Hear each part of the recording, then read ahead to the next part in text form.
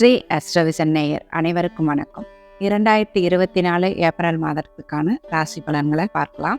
2024 April மாதத்துல சில கிரகங்களின் சேர்க்கை ஸ்பெஷலா இருக்கு.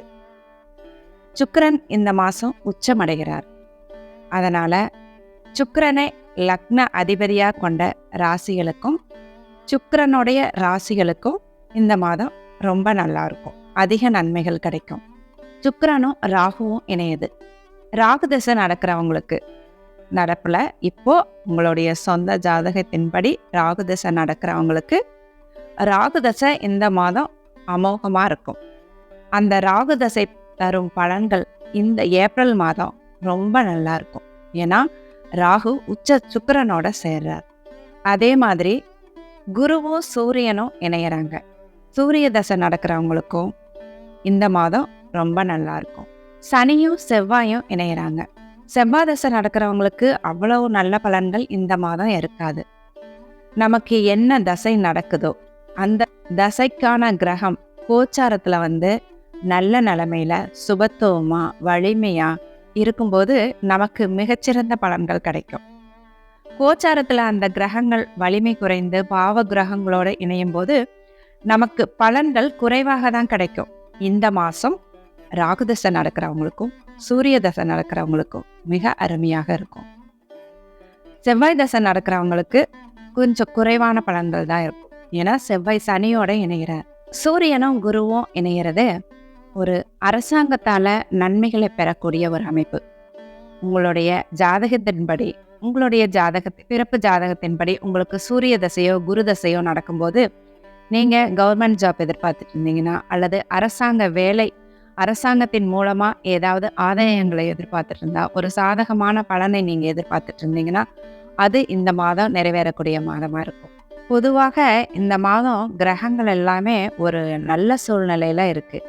ஏன்னா சில கிரகங்கள் ராகு, புதன், சூரியன் இந்த 3 கிரகங்களுமே சுக்கிரனோடவும் குருவோடவும் இணைஞ்சிருக்கிறதுனால சுபத்தன்மை ஏற்பட்டிருக்கு. ஒரு மோஸ்ட்லி எல்லா கிரகங்களும் சுபத்தன்மையோட இருக்கு. அதனால 12 ராசிகளுக்குமே இந்த மாதம் ஒரு நன்மையான அமைப்புகளே நடக்கக்கூடிய சூழ்நிலைகள் தான் இருக்கு. ஓவரால் எல்லாத்துக்குமே ஒரு நன்மையான அமைப்பு. ஏன்னா சுப கிரகங்களோட சில கிரகங்கள் எல்லாம் சனி செவ்வாயை தவிர்த்து மற்ற கிரகங்கள் எல்லாமே ஒரு சுபத்தன்மையோட இருக்கு. சுக்கிரன் உச்சமாக இருக்கிறார். குருவோட சூரியன் சேருது. சுக்கிரனோடவும் சூரியன் சேருது. ராகு சுக்கிரனால சுபத்துவப்படுத்தப்படுகிறார். புதன் உச்ச சுக்கிரனோட சேர்ந்து நீச்சபங்க ராஜயோகத்தை அடைகிறார். ஏப்ரல் முதல் 10 நாட்களுக்கு புதன் குருவோட சேர்ந்து சுபத்துவம் அடைகிறார். இந்த மாதிரி கிரகங்கள் எல்லாம் ஒரு சுபத்தன்மையோட இந்த மாதம் இருக்கு. அதனால 12 ராசிகளுக்குமே ஒரு நன்மையான அமைப்பு இந்த மாதம் கண்டிப்பா நடக்கும். ரிஷபராசிக்கு இந்த ஏப்ரல் மாதம் எப்படி இருக்குன்னு பார்க்கலாம். ரிஷபராசியோட அதிபதி சுக்கிரன் இந்த மாதம் உச்சமாக இருக்கிறார். அதனால நீங்க ரொம்ப வலுவா இருக்கீங்க. நீங்க நினைச்சதெல்லாம் நடக்க போகுது. அதுவும் உங்களுடைய ராசி அதிபதி 11ஆம் இடத்துல உச்சமாகிறது மிகவும் சிறப்பான ஒரு அமைப்பு. நீங்க எதை தொட்டாலும் அது துலங்கும். எந்த காரியமா போனாலும் அதுல வெற்றி கிடைக்கும், லாபம் கிடைக்கும். 11ஆம் இடத்துல சூரியனும் அமர்ந்திருக்கார், ராகுவும் அமர்ந்திருக்கார். 12ஆம் இடத்துல குரு அமர்ந்திருக்கார். உங்களுடைய 5ஆம் இடத்துல கேது அமர்ந்திருக்கார். உங்களுடைய ராசிக்கு 10ஆம் இடத்துல சனியும் செவ்வாயும் அமர்ந்திருக்காங்க. இந்த மாதம் உங்களுடைய ராசி அதிபதி உச்சமா இருக்கிறது தான் இந்த மாதத்தோட மிகவும் சிறப்பான ஒரு அமைப்பு. நீங்க ரொம்ப வலுவா இருக்கீங்க. நீங்க ரொம்ப உற்சாகமா இருக்கீங்க. நீங்க ரொம்ப புத்துணர்ச்சியோட இருக்கீங்க. நீங்க நினைச்ச காரியமெல்லாம் நடக்க போகுது. நீங்க நினைச்சதெல்லாம் வெற்றியாக போகுது. நீங்க நடத்துற காரியங்கள் எல்லாம் வெற்றியாக போகுது. உங்களுடைய தொழில்ல லாபம் நல்லா வரப்போகுது. இதை தவிர என்ன வேணும்? உங்களுடைய உடல்நிலை ஆரோக்கியமா இருக்க போகுது. உங்களால எந்த காரியத்தையும் ஒரு திடமாகவும் தைரியத்தோடவும் செயல்படுத்த முடியும். உங்களுடைய மனசும் உடம்பும் புத்துணர்ச்சியா இருக்கும்போது எந்த விஷயத்தையும் உங்களால சமாளிக்க முடியும். உங்களுடைய 12ஆம் இடத்துல குருவும் புதனும் இருக்காங்க. வழக்கம் போல அவங்க விரயங்களை கொடுக்க போறாங்க. குரு உங்களுக்கு சுப விரயங்களை கொடுத்துட்டு இருக்கார். சுப கடன்களையும் ஏற்படுத்திட்டு இருக்கார். இந்த மாதம் புதனும் 10ஆம் தேதி வரைக்கும் 12ஆம் இடத்துல இருக்கிறதுனால குழந்தைகளால உங்களுக்கு செலவுகள் ஏற்படும். குழந்தைகளுக்காக நீங்க செலவுகள் செய்வீங்க. அது நல்ல செலவுகளாக தான் இருக்கும். உங்களுடைய தொழில் ஸ்தானமான 10ஆம் இடத்துல உங்களுடைய 10ஆம் அதிபதி, தொழில் ஸ்தான அதிபதி சனி ஆட்சியாக இருக்கார். கேந்திர பலத்தோட ஆட்சியா இருக்கார். அந்த இடத்துல செவ்வாயும் இருக்காரு இந்த மாதம். 10ஆம் இடத்துல 2 பாவ கிரகங்கள் கேந்திர பலத்தோட இருக்கிறது ஒரு மிக நல்ல அமைப்பு. தொழில் இந்த மாதம் உங்களுக்கு மிக நன்றாக அமையும். 11ஆம் இடத்துல சுக்கிரன் இருக்கிறதுனால தொழில்ல நல்ல லாபம் கிடைக்கும் உங்களுக்கு. நல்ல பணவரவு இருக்கும் உங்களுக்கு.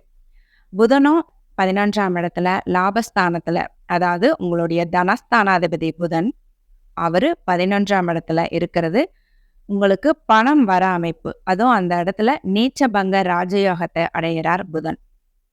ஒரு கிரகம் நீச்சமாகி அந்த கிரகம் உச்ச கிரகத்தோட சேரும்போது உச்ச கிரகத்தோட பலத்தை அந்த நீச்ச கிரகம் பெற்று நீச்சபங்க ராஜயோகம் ஆகுது.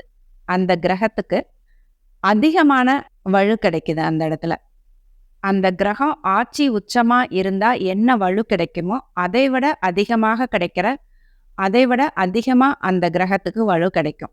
அதுதான் நீச்சபங்க ராஜயோகம். உங்களுடைய தனஸ்தானாதிபதி, குடும்பஸ்தானாதிபதி புதன் இந்த மாதம் நீச்சபங்க ராஜயோகத்துல இருக்காரு.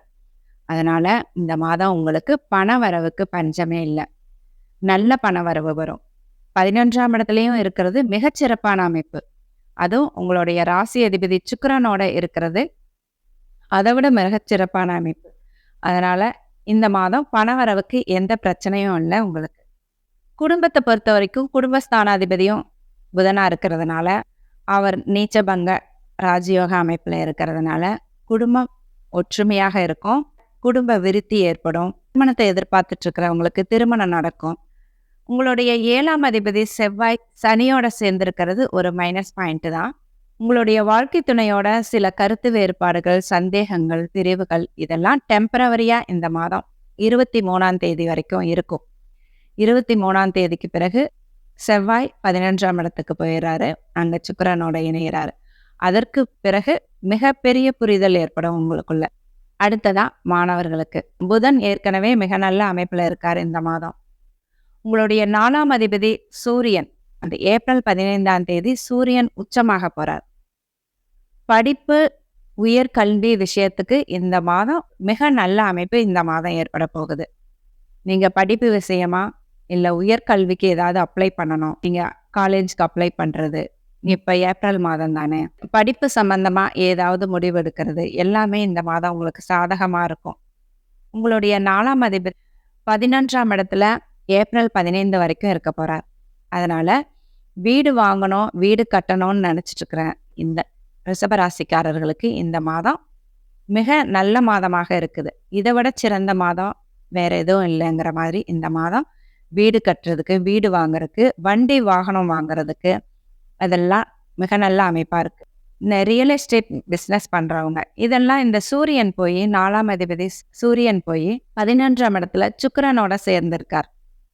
அதனால வீடு கட்டி விற்கிறவங்க, வீடு வாங்கி விற்கிறவங்க, புரோக்கரேஜ் பண்றவங்க, வண்டி வாகனம் விற்கிற ஏஜென்சி அதுல புரோக்கரேஜ் பண்றவங்க, அதுக்காக ஃபினான்ஸ் கொடுக்குறவங்க, வாகனத்துக்கு ஃபினான்ஸ் கொடுக்குறவங்க, வீட்டு ஹோம் லோன் கொடுக்குறவங்க, இவங்களுக்கெல்லாம் இந்த மாதம் மிக நல்ல லாபம் கிடைக்கிற அமைப்பு இருக்கு. ஓவரால் பொதுவா பார்க்கும்போது ரிஷபராசிக்கு இந்த மாதம் ஒரு மிக நல்ல மாதமாக இருக்கு. அடுத்து வர குரு பயிற்சியிலிருந்து ரிஷபராசிக்காரர்களுக்கு இன்னும் கொஞ்சம் நல்ல மாதமாகவே இருக்கும். அதனுடைய ஆரம்ப சுழியாக, பிள்ளையார் சுழியாக இந்த ஏப்ரல் மாதம் அமையும் ரிஷபராசிக்காரர்களுக்கு. நீங்க இது வரைக்கும் ஸ்ரீ அஸ்ட்ரோவிஷன் சேனலை சப்ஸ்கிரைப் பண்ணலைன்னா சப்ஸ்கிரைப் பண்ணிக்கோங்க. பெல் பட்டனையும் அழுத்திக்கோங்க. லைக் பண்ணுங்க, கமெண்ட் பண்ணுங்க, ஷேர் பண்ணுங்க. நன்றி. வாழ்க வளமுடன்.